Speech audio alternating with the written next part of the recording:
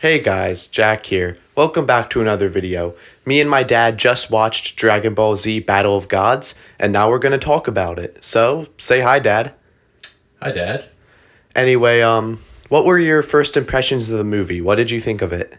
I thought it was good. I think it might be my favorite of all the drag. Well, actually, no. I think superhero is still my favorite, but I think I liked it better than the Broly movies. And partly, I don't know. The story of this one was more interesting to me. Like the whole character of Beerus and whatnot is more intriguing than like the storyline with Broly, I think. That's fair. Also, this one had significantly less fighting and more storyness, if that makes sense. Yeah, I think that. Yeah, and that's definitely true. I think although the fight at the end was pretty cool. Yeah, that's true. The thing that was good with the Broly movie is in Broly, it had really good action, but Battle of Gods had a really good fight at the end, but more build up. So in a sense, I kind of like Battle of Gods more because I liked how it built up to the fight instead of just have a fight that takes up half the movie, you know? Yeah, I also thought it was like I said, the character of Beerus was just more interesting than like a bad guy who was out to take over or whatever. Like he was bored, he was super powerful, and he wasn't really interested in destroying the Earth, but like he was intrigued by, hey, maybe I'm gonna get a fair fight here. Yeah. That was kind of cool. It was also cool seeing how Beerus loved food so much. Yeah, well, I'd seen some of that in the superhero movie where he was, there's a whole subplot with ice cream and things like that. Yeah, but that's true. But this one, like the whole reason why he was about to destroy Earth was because Majin Buu ate all the pudding. That's true. Yeah. So it's like it was more of a key element in this. Yeah. And I like how Beerus is a god of destruction, but he's not like, oh, I'm evil, I'm gonna do this evil thing. Like he has more character to him than just being evil, you know? Like he's not actually evil. Yeah, I'm curious if in like other stories or whatever you get more insight into like what does it mean to be a god of destruction? Because more than anything, he just seemed like he was bored. Like he lived for a long time, he was super powerful. Like I'm not sure what he does. Like, and he sleeps for long stretches of time, years and years and years, and then he wakes up and why does he destroy anything? Why does he do what he does? That's a good point. I mean, they do say that there needs to be a balance of creation and destruction, but that's kind of all they say. Yeah. So you do have a fair point there. They don't really elaborate any more on that in the movie. But the way I see it is he's just a really powerful god that can destroy things, and he's bored a lot. Yep. You know, which is kind of cool because I liked how they made it so because of his boredom, that was like his boredom was almost what drove the plot. Mm-hmm. If that makes sense. Yeah. How like he was so bored he just wanted to fight someone powerful, and then he had the premonition of a Super Saiyan god. Yeah, that part was interesting too because like he was calling it at one point. He was calling it a prophecy. I think they even used that word, and it's like, but it started with he just had a dream, and so again, I'm not sure if there's more lore to it of like, are his dreams prophecies or was he just like inspired by his dream? I'm not sure. Yeah, but then interestingly enough, they because I think in the movie he even said in his dream he thought of the term Super Saiyan God. And then eventually they bring in Shenron, and Shenron's like, "Oh yeah, that's possible, and here's how it happens." So I just thought it was just kind of interesting, and I like again, I don't know if there's is there some deeper part of the lore where like his dream was tapping into something more of a premonition, or was it just coincidence that he had a dream and it turned out that it's a real thing and they're able to do it? That's true. That's true. I also thought it was funny how Shenron was scared of Beerus. Yeah, I thought that was pretty neat because my sense before this was that Shenron was like the most powerful being in the universe. But I guess you told me that this is the move. Like Beerus didn't appear before this, and so like from a Dragon Ball mythology perspective, this kind of introduced a whole new level of power and the gods and stuff. Yeah. Speaking of the gods, what do you think of Super Saiyan God compared to the other Saiyan forms? Like, did you think it was cooler? Did you think it was not as cool? No, I actually thought, like, from a design perspective, I like the red hair and his red eyes. I like the fact that they even said how he kind of like lost some pounds, like he was leaner, right? You know, instead of just bulking up and turning into like the big old Hulk, he actually got like a little thinner. He looked more agile. So I thought all that was pretty cool. And the battle that was associated with it, I mean, it was pretty awesome. Like they're punching each other and like, you know, the ground is shattering and stuff like that. So that was pretty cool. I will still say, like, in general, with all of these, the more I see, the more I understand. It's like the power levels are just ridiculous, right? Like, it's not like, you know, hey, I can pick up a car and now I can pick up a truck or I can pick up a house. It's like they're knocking mountains over. You know, at some point, it's hard to even, like, understand how powerful they really are. I mean, in original Dragon Ball, back when the power levels were still in the very low hundreds, yeah, Master Roshi could blow up the moon. Right. So it's like, if that's what someone with a few hundred can do, a few million, like, you could wipe out a galaxy, I'm sure. Sure, but I guess, like, as a audience member, you know, it gets farther away from something that I can understand. You know what I mean? Like, That's a very valid point. I know what it's like to get punched. I can't lift a car, but I can try, and I understand how heavy a car is. But when you're talking about punching the moon, like, that's just, like, is that more powerful than punching a mountain? Is that more or less powerful than, you know, destroying an asteroid? Like, it gets to a point where it's like, it's just amazing things are happening on the screen, and I'm not sure until they tell me, I can't always tell who's more powerful than who. You know what I mean? Yeah. But I mean, I think Dragon Ball is at the point where the only way to see how strong someone is to compare them to someone else who you know how they compare to the other people. Well, and that I'll say I really liked. I thought it was really cool. Beerus in this movie, like, you know, he would just tap people and they would like pass out or collapse. That was cool how they demonstrated how that was a good way to convey how powerful he was, that he didn't even have to, like, I mean, he didn't, it was like, he'd barely not even flick his finger, just kind of move his finger and people would collapse. Yeah, I mean, I think this movie is one of the better movies at power scaling because they established that Super Saiyan 3 was nothing to him. Yeah. Which then established how Super Saiyan God was insanely powerful compared to the previous forms. And then at the end of the movie, they say Beerus only used 70% of his power. Yeah. Which then, it's like this movie did a very good job of using characters to establish how strong they were. Yeah, I think that's true. Yeah. And the other thing, just like, there's a theme in these movies that they're not really for newbies. Like even me, now that I've seen a couple of them, I've still, you know, all of a sudden here's a party and there's like 30 characters and I don't know who half of them are. Right. And they're like, and not that it always changes the story. Like, I can still appreciate it, but it just makes me realize how much they just assume, you know, coming in. I mean, that's a fair point, but at the same time, I don't think they're going to cater every movie to someone who's never seen Dragon Ball. No, it's just, and I'm not saying they should. It's just, it's a recognition that there's a lot. Like the guy who, you know, he's like a half pig, half man. Oolong, yeah. Like, I have no idea what his, like, is he from Earth? Is he a mutant? Is he an alien? Like, I have no idea. And it didn't really matter to the story. But when you're suddenly, like, shown a birthday party and there's a guy that's half pig, I kind of go, what the heck's up with that guy? That's true. And I mean, he comes from OG Dragon Ball. Okay. Where original Dragon Ball was much more lighthearted and did a lot of funny stuff like that. Yeah. So a lot of the wacky, zany characters like that weren't created when Goku was fighting for the safety of the universe. Yeah. They were created when he was going on funny adventures. Yeah, and that makes sense to me. But it's also kind of cool and a little confusing to me, but, like, that they didn't leave all those characters behind. Yeah. Like, they're all still in. Some of them were left behind. Oh, yeah? Yeah. Not all of them, though. A lot of them stayed, but there are a few characters who just kind of disappear. The other thing that became obvious to me, in fact, I asked you at one point, but, like, you know, I always thought when they talk about Earth, they're talking about, like, our Earth. But, like, there was that one scene where Beerus punched Goku and he goes flying and he, like, goes past a dinosaur. and I said, oh, so it's not really like our version of Earth. They're not supposed to be.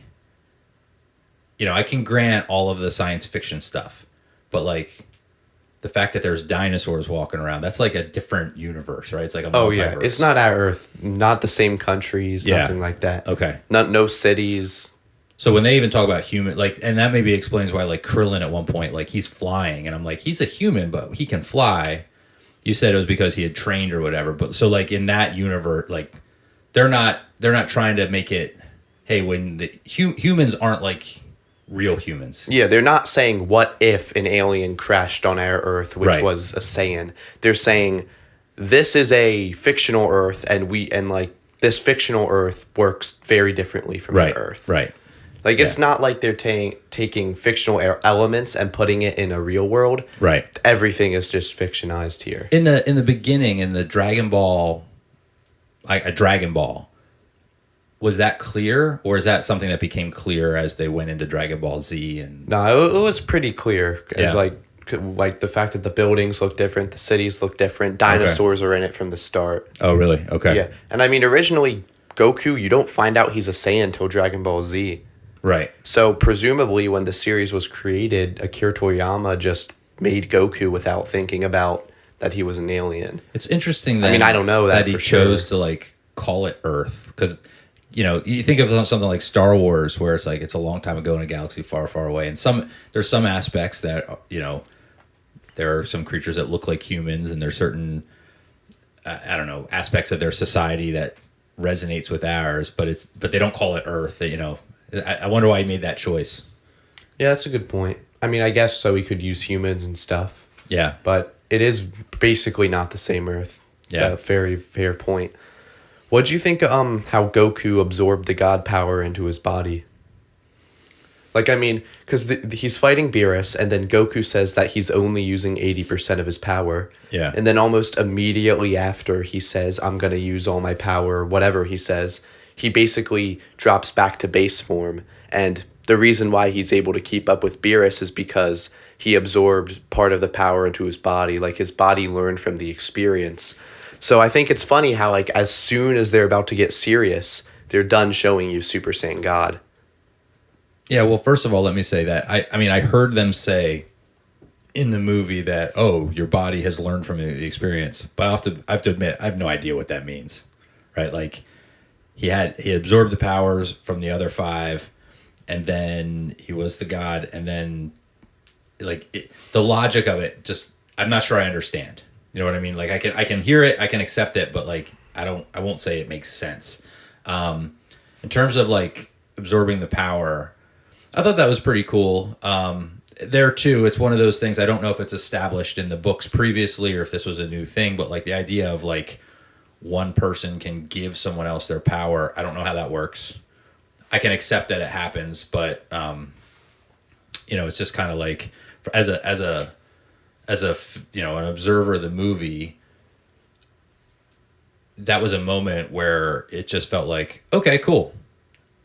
Not like, oh yeah, this is awesome, because I was a little like confused about why does this work. The part that was cool was like Shenron gave them sort of the instructions. I thought that was neat, but the whole transferring power, like I said, I accept it, but like I don't know what it really means. The other part that's interesting is like when they all gave Goku the power, they didn't seem weak or tired. They just so I don't know if they were, like, I don't know if like could Vegeta have then immediately gone into Super Saiyan and joined the fight too, or was he like down for the count for a while? You know what I mean? I do. But I mean, if you view their energy like electricity, how it can be transferred, I think that's what it's like. They have their energy. They can form it into energy attacks, but they can also send it out as the pure energy and have it absorb into someone else's energy So that makes system. sense. Hearing you say that makes sense. They don't explain it, but I think that's kind of that's how it's supposed Well, to I was work. just gonna say, so like you saying that makes sense to me. I don't know that I've seen anything Dragon Ball related that has come close to explaining that. That's a fair point. That's a valid point. And about like I think the way it works is before, you know how the ritual doesn't work at first because they're down a person. Yeah.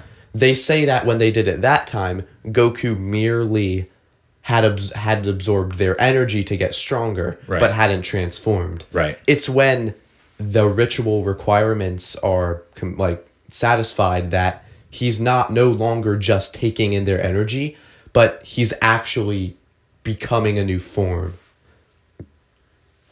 Yeah, no, that makes sense. But there too, and I think I said this too while we were watching it, like I thought it was cool when you find out that Gohan's wife is pregnant, and so there was the fifth Saiyan. I thought that was kind of a neat thing. And I was a little confused about how an unborn Saiyan, like, did the baby have to do something to transfer the power? Did they steal the power from the baby? Like, how did that work? Because the others all turned into, like, when they were giving Goku the power, they all went into Super Saiyan form, which I thought they had to learn. They do, but I don't know. Maybe it's like it's a baby, so it doesn't need to, or they can just take its power. I don't know. Yeah. But they don't explain that really, but I think it was a cool reveal. I wonder, do you think, I mean, maybe people watch this video will comment, but like, do you think that kind of thing from Toriyama's perspective was like an oversight, or he wasn't as concerned about the mythology as maybe some of the fans are? I mean, I'm not sure, but if you think about it, he could have just had it written so the ritual required one less Saiyan.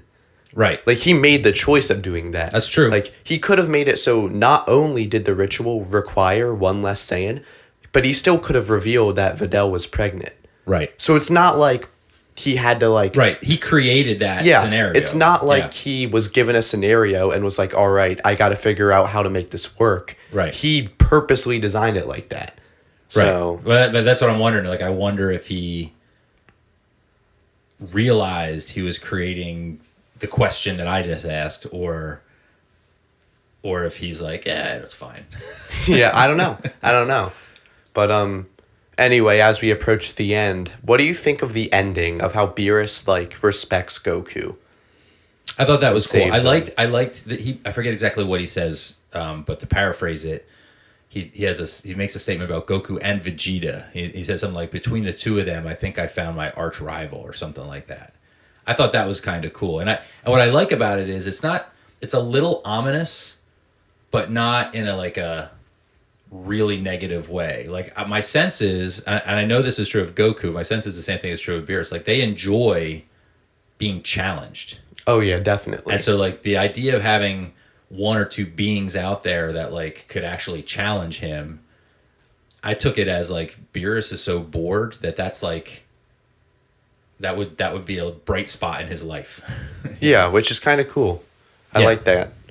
Also, you know how Beerus says there are other universes, and how there are even stronger warriors? Yep. I know you haven't seen Dragon Ball Super, but that kind of refers to future characters that are insanely powerful that appear in the series. Okay. And I'm just wondering if like Akira Toriyama actually had thought of like possible plans and teased it a little, or if he threw in that line and later elaborated on it by actually introducing these insanely powerful characters. I think, well, he must have had some inkling, because he even said more than that, right? He said 12, yeah. He talked about that there were 12, and he talked about, did he say each one has a destroyer? Yeah. And a person like Whis or whatever? Yeah, an angel. So like he had at least thought about it to that extent, that there was like, it's not just more universes, but like a specific number, and here's a couple rules that they all follow.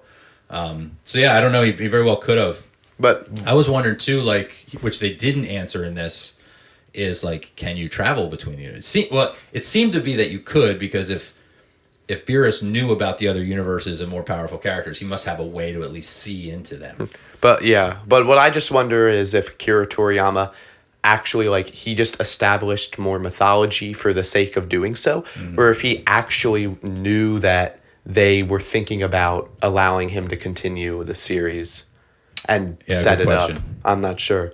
But anyway, the last question I want to ask is, what do you think of the movie? Just good, great, amazing, okay? I thought it was good. Like, I think it might be my favorite, or my second favorite. I think I like Superhero the best of all the ones I've seen. But this one is at least second, maybe even first. So it's good. I liked the animation. I liked it was, it seemed like it was a mix of hand drawn and computer generated, but it was bright. The lines were sharp. The fight scene was awesome. I really liked liked the animation. So I thought it was all good, and I liked the story. I found it wasn't just another like good guy versus bad guy. The motivations of the characters were interesting and unique, and I thought that was really cool. Yeah, that's why it's one of my favorites too, if not my favorite. Yeah. But thank you guys so much for watching, and I'll see you next time. All right, see you, everybody.